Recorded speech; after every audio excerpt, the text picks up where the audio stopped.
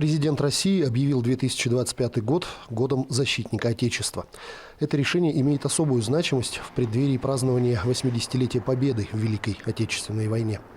С первых дней специальной военной операции районные власти и волонтерские движения Нерюнгринского района ведут активную работу по поддержке земляков, находящихся в зоне боевых действий. Накануне в зону СВО была доставлена очередная партия гуманитарного груза. Квадроциклы и мототехника для штурмовых бригад, вездеходы повышенной проходимости для бригад эвакуации, электрогенераторы и многое-многое другое удалось доставить в зону СВО благодаря планомерной и постоянной работе Нерюнгринской районной администрации, благотворительного фонда «Зов Севера», всех волонтеров и неравнодушных нерюнгринцев, оказывающих постоянную помощь землякам.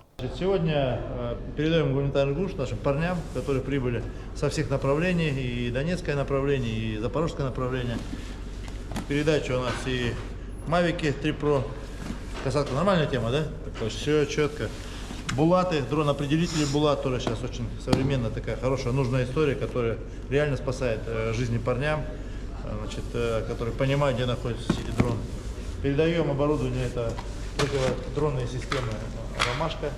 Тоже очень серьезная, нормальная тема, которая, я уверен, на фронте сегодня нужна. Ну и, конечно же, уважаемые земляки, вот масс-сети, которые вы своими руками плетете, сегодня они уже на фронте, уже будут спасать, маскировать наших солдат, маскировать технику наших ребят и однозначно тем самым приближать нашу общую победу.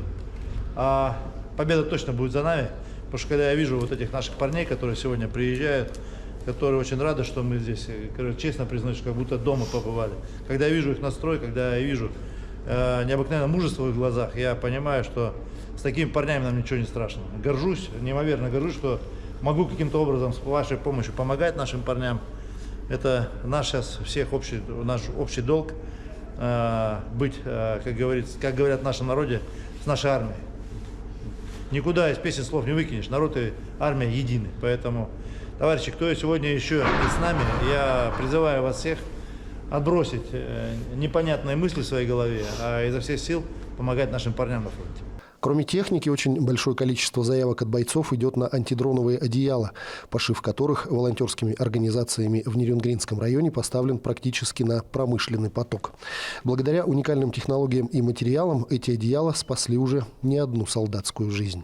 Ну, во-первых, подвоз БК на технике, закрывается техника, двигатели, тепловые следы, чтобы не было видно вот с таких вот дронов, как Mavic 3T там, и тому подобные птицы, которые ночью просвечивают тепловой след. Закрываются двери в землянку, потому что находишься в землянке, холодно, особо не потопиться. Но опять же таки, где-то кто-то все-таки обогревается, чтобы тепло не выходило, чтобы не закрывало, чтобы наоборот закрывал тепловой след из землянок.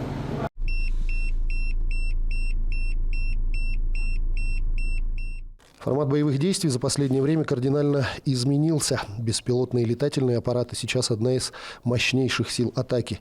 Дроны постоянно совершенствуются, и для раннего обнаружения и борьбы с ними необходимы самые современные средства радиоэлектронной борьбы. На Луганском направлении такое оборудование было передано артиллерийскому подразделению и отряду «Барс-2». Признательны за рэпы, которым нам не хватает. Очень много дронов, очень много атак у нас. Рэпы очень помогают нам. Также рации, связь у нас, постоянно перехваты. А вот такие рации, они как раз цифровые. После перепрошивки враг уже меньше пеленгует нас. Гуманитарный груз отправляется на все направления, включая Курское, где служит житель Беркакита с позывным «Червь». Вся эта колоссальная работа стала возможной благодаря активному участию района и неравнодушных жителей Южной Якутии. Весь район нас поддерживает. От всех морпехов, дальневосточников огромное спасибо. Вот эту серьезную технику, которую нам предоставили, ребят, без нее нам было бы еще сложнее. Работа идет, работа тяжелая, но мы знаем и верим, что победа будет за нами. За нами сила, за нами правда. Спасибо огромное. Спасибо, что не забываете. Опорный пункт Нерюнгринского района успешно функционирует на территории Донецкой Народной Республики уже не первый год, обрабатывая колоссальные объемы гуманитарного груза. Работа порой не прекращается даже ночью, потому что иногда возникает необходимость принять на ремонт привезенное бойцами снаряжение и оборудование, починить которое в полевых условиях нет возможности. Спасибо большое Зовсеверу, землякам о том, что помогают нам очень все хорошо. Мы привезли им поломанные дески. Они нам пообещали отремонтировать, потому что это без электричества никак. Все заряжать надо. Мы попутно нам загрузили полный УАЗик всем необходимым. Ехали, конечно, так не очень, как говорится, хорошо, но, слава богу, доехали за пару дней. Сотни километров в день и часы, проведенные в дороге с постоянным риском для жизни. Это ежедневная работа, которую нельзя не делать. Ведь бойцы, находящиеся на линии боевого соприкосновения, всегда ждут ту помощь, которую волонтеры получили, собрали и должны доставить адресату. Работаем с Божьей помощью. Честно сказать, об этом не задумывался. Всегда утром встаем и ночью встаем. Команда есть, поехали. Ребята вышли на связь, поехали. Кто-то отзвонился, поехали. Всегда в строю, с Божьей помощью. Самое сложное и тяжелое, наверное, то, что когда ждешь ребят, переживаешь за них, чтобы они вышли на связь, чтобы они вышли на контакт. Вот такие переживания, отцовские, дедовские переживания.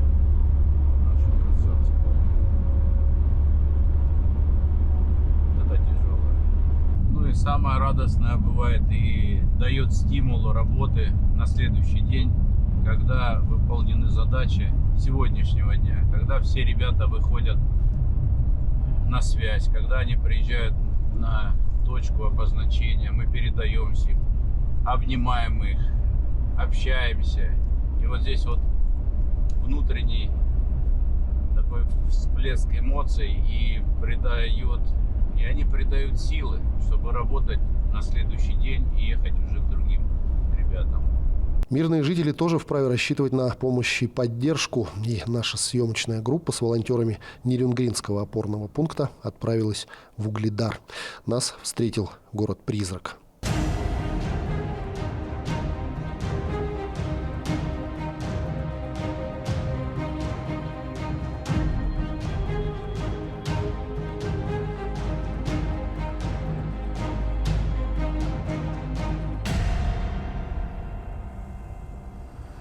Вот так сейчас выглядят дома по улице Молодежной в Угледаре.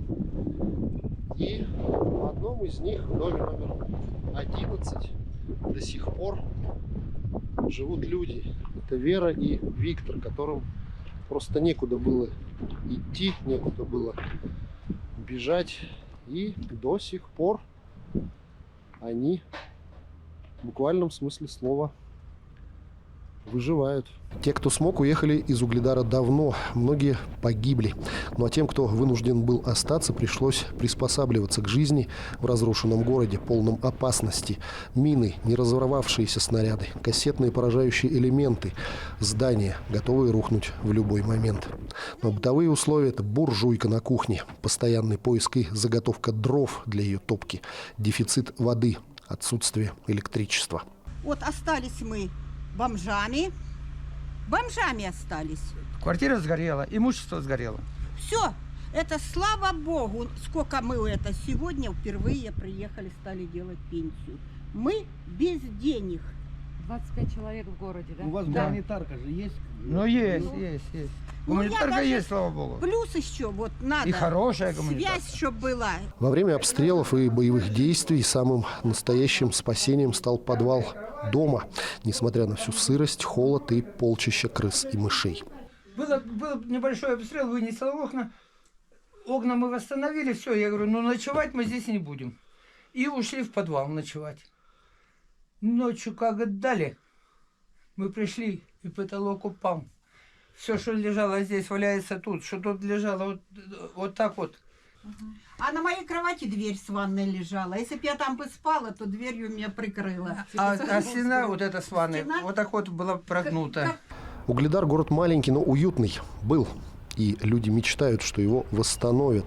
И здесь снова можно будет безопасно жить, работать, мечтать, и что небо над головой навсегда останется мирным. Село Никольское, что находится буквально в километре от освобожденного Угледара, за время боевых действий буквально сравнялись с землей. Серьезно пострадал и основанный в селе Свято-Успенский Николо-Васильевский монастырь, который объединяет мужской Свято-Васильевский и женский Свято-Николаевский монастыри. По информации обители, за время обстрелов здесь погибли 7 человек, были и раненые. В настоящее время силами обитателей монастырей и неравнодушных жителей близлежащих населенных пунктов медленно, но ведется восстановление разрушенных и поврежденных строений. 2,5 года самые были тяжелые, когда мы находились постоянно под обстрелами, и линия фронта в километре была от нас. Украинские войска находились, мы их видели. И поэтому, конечно, у нас была ограниченная деятельность, мы не могли ничего толком делать, а делать нужно было. И поэтому и солярку нам привозить, и мне как эконом-монастырю нужно было и продукты, и дистопливо, и все необходимое, раненых вывозить. И поэтому постоянно, конечно, риск был очень большой. И молились, потому что каждая поездка как последняя была. И выезд, и заезд сюда приехать в монастырь. Конечно, всякое было, и попадали, и под дроны, и под снаряды. Ну, Господь Бог сохранил пока чтобы мы что-то еще могли что полезное делать и спастись. В год защитника Отечества в России и год защитника Родины в родной республике нерюнгринцы продолжают делать все от них зависимое, чтобы те, кто защищает нашу отчизну, постоянно ощущали на себе помощь и поддержку. Хочется сказать большое спасибо всем жителям Нерюнгринского района, жителям нашей замечательной республики, всем волонтерским движениям, всем, кто помогает фронту. И отдельная благодарность всем работникам опорных пунктов Якутии в зоне СВО и всем военным волонтерам. Это люди, которые оставили свой уют, комфорт, дом, приехав сюда, ежедневный тяжелый труд, дорога с риском для жизни. Но вера в святое дело ведет этих людей, и они здесь проделывают огромнейшую работу. Тыл и фронт едины, не забываем это. Низкий вам поклон, родные люди. Двигаемся дальше. Победа будет за нами. Спасибо, родные.